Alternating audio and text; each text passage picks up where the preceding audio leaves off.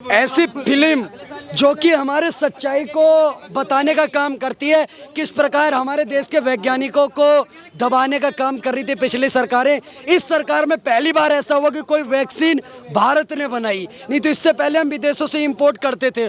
और इस फिल्म ने ये भी बताया किस प्रकार से कुछ एजेंडाधारी न्यूज जो कि देश की मंशा पर सवाल उठाते थे। कुछ चैनलों ने ऐसा भी बोला कि भाई साहब 10 लाख लोगों पर एक बेड है आईसीयू का, भारत कोरोना से कैसे लड़ाई करेगा। देश के वैज्ञानिकों ने वैक्सीन बना करके और पूरे वर्ल्ड को एक्सपोर्ट करके ये साबित कर दिया कि भारत कर सकता है। और यही समय है, सही समय है, भारत का अनमोल समय। विवेक अग्निहोत्री एक तरीके का प्रोपोगेंडा चलाते हैं, चाहे कश्मीर फाइल्स हो, चाहे वैक्सीन वॉर हो, इस तरीके की मूवीज हैं वो बार बार लाते हैं। आपने देखी था केरल स्टोरी? हाँ। देखी कि नहीं देखी? चलो, विवेक अग्निहोत्री जी प्रोपोगेंडा चलाते। कांग्रेस पार्टी के उप मुख्यमंत्री का बयान आता है कि हाँ, अभी भी केरल में 30,000 लड़कियों का पता नहीं है कि वो कहाँ पर हैं। ये भी कांग्रेस के मुख्यमंत्री का बयान है, ये भी बता दीजिए प्रोपोगेंडा है। अगर कोई सच्चाई की बात करता है और सच्चाई दिखाने का काम करता है तो उसको प्रोपेगेंडा बता दो। कि कश्मीर में सबसे ज्यादा पढ़ी लिखी बिरादरी कौन सी थी? सनातनी कश्मीरी पंडित थे।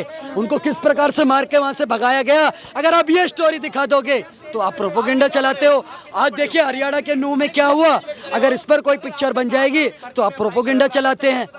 क्या बात करते हो सर? अगर आपको कोई आईना दिखाने का काम कर रहा है फिल्म के माध्यम से, देश के 140 करोड़ देशवासियों को उनके हक की बात करने का काम कर रहा है, तो आपको ये प्रोपेगेंडा लगने लगेगा? आप बताइए, क्या इससे पहले हमारे वैज्ञानिकों को ऐसी छूट थी? आप बताइए, नहीं थी। आज महिलाओं को दबाने का काम करते थे। आज चंद्रयान 3 को जो सबसे लीड कर रही थी वो एक महिला है। आज सबसे ज्यादा महिला पायलट अगर किसी देश की सेना में है तो वो सिर्फ और सिर्फ भारत देश है। तो मतलब इस तरीके की जो मूवीज हैं वो लाने की क्या जरूरत है? सर, जरूरत क्यों नहीं है? आत्मनिर्भर भारत की पहचान बताती है ये पिक्चरें। ये सब भाई, ये इन पिक्चरों से पता चलता है कि भारत अब आत्मनिर्भर हो चुका है। विवेक अग्निहोत्री समाज को बांटना चाहते हैं। अच्छा, एक बात बताइए, वैक्सीन क्या सिर्फ एक जाति और विशेष के लोगों ने ली और किसी ने नहीं ली? आपने ली, मैंने भी ली, सब बूस्टर डोज लगवा के बैठे हैं जो ये कह रहे कि बांटने का काम कर रहे हैं। केरल में जो हुआ, कश्मीर में जो हुआ, और वैक्सीन पर वो देश से आधारित फिल्म है। 2019 में क्या लॉकडाउन नहीं लगा था? क्या लोग घर लोग घरों में कैद नहीं थे? क्या लोगों ने वैक्सीन नहीं ली थी? क्या उस कोरोना की महामारी से लोगों ने लड़ाई नहीं लड़ी? क्या लोगों ने अपनों को नहीं खोया? तो अगर कोई उस व्यक्ति अपनी उस पिक्चर में ये दिखाने का काम कर रहा है कि भारत देश ने कोरोना से कैसे लड़ाई करी, तो ये आपको प्रोपेगेंडा लगने लगेगा। मतलब ना खाता ना भाई, जो ये चिरकुट पार्टियां कहते हैं वही सही। ये तो होने वाला नहीं है। हम डिसाइड करेंगे ना क्या हमारे लिए क्या अच्छा है क्या बुरा है। देश की जनता डिसाइड करेगी ना।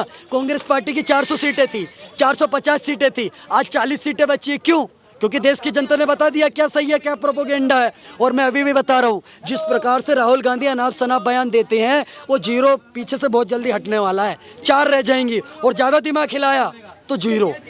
मैं आपको बता रहा हूँ। अच्छा, नुपुर शर्मा को भी पहली बार जब इस मूवी जब दिखाई गई तो उसमें नुपुर शर्मा लगभग 1-1.5 साल के बाद में पहली बार किसी भी सार्वजनिक मंच पर दिखाई दी। नुपुर शर्मा अगर वहाँ पहुँचती हैं तो क्या उस देश की बेटी को फिल्म देखने की आज़ादी नहीं है? क्या देश में ऐसा माहौल बना दिया जाता है जहाँ एक स्टालिन टिफिन बैठ करके कहता है सनातन को खत्म कर देंगे?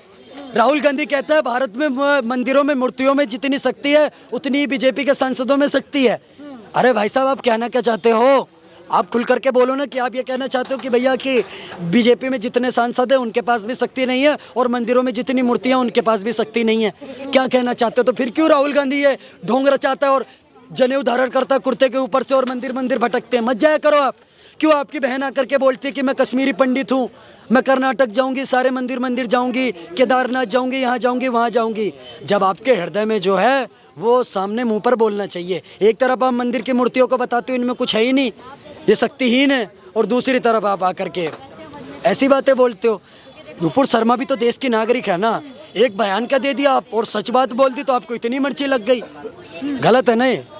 अच्छा, तमाम जो नेता थे वो ये कहते थे कि हम ये वाली वैक्सीन है वो नहीं लगवाएंगे, वो बीजेपी की वैक्सीन है।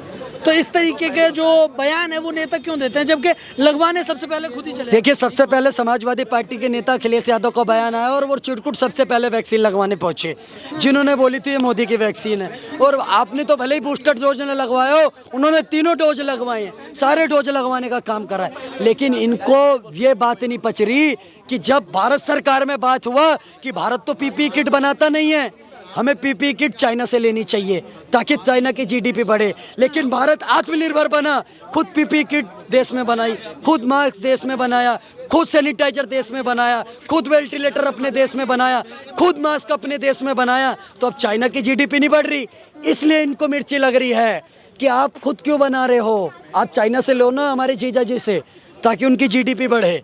आत्मनिर्भर भारत बनते हुए लोग देखना नहीं चाहते। मेन दिक्कत इनको इस बात से है कि भारत आत्मनिर्भर कैसे बन गया, चाइना से जाकर के क्यों नहीं पीपीई किट खरीद रहा, चाइना से जाकर के क्यों नहीं मास्क खरीद रहा, चाइना से जाकर के क्यों सैनिटाइजर नहीं ले रहा।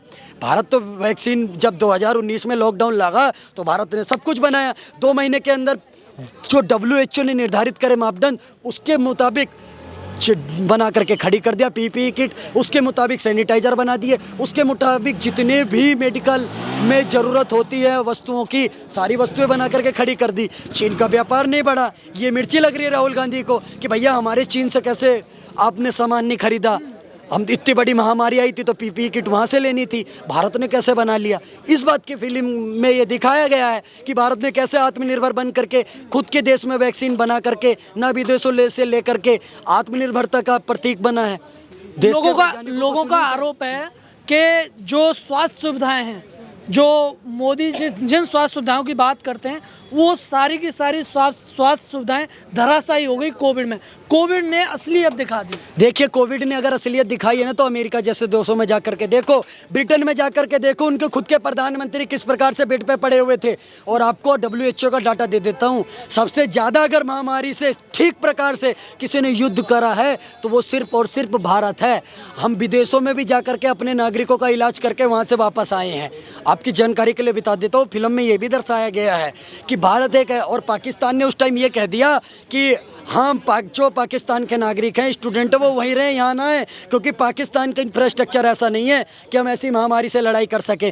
पर भारत के डॉक्टरों ने, भारत के साइंटिस्टों ने इस महामारी से लड़ने का काम करा और बहुत ही सीमित साधनों में भी देश को इतनी बड़ी मुसीबत से बचा करके लाए। अगर सबसे ज़्यादा कम मृत्यु दर किसी देश में है कोविड से, तो वो सिर्फ और सिर्फ भारत देश है।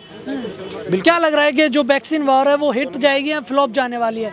जैसे जवान अभी हमने देखी, वो काफ़ी हिट मूवी गई है। देखिए, मैं बता देना चाहता हूँ, देश के जितने भी 140 करोड़ देशवासी आपके चैनल के माध्यम से देख रहे होंगे या देखेंगे, उनको बता देना चाहता हूँ, आपने जवान देखी, पठान देखी, मैं किसी फिल्म का बाइकआउट नहीं कर रहा, पर यह फिल्म 2019 जो आपने कोरोना महामारी झेली और किस प्रकार से भारत आत्मनिर्भर बना, खुद से सब कुछ करा, इस पर आधारित है। अपने देश के बखान है इसमें कि हमारा देश कैसे साइंटिस्टों को सलाम करता है कि जो हम देख नहीं पाए ये वैक्सीन बनी कहाँ से, और अंदर खाने जो काम उस लॉकडाउन के अंदर हुए, तो उनको दिल से सैल्यूट देने के लिए पिक्चर बनी हुई है। हमारे साइंटिस्टों को, डॉक्टर को, पुलिस वालों को, सबको दिखाया गया है। तो कहीं ना कहीं एक आत्मनिर्भर भारत की मिसाल है ये मूवी। सभी लोग ज़्यादा से ज़्यादा जा करके इस पिक्चर को देखें, बहुत बेहतरीन मूवी।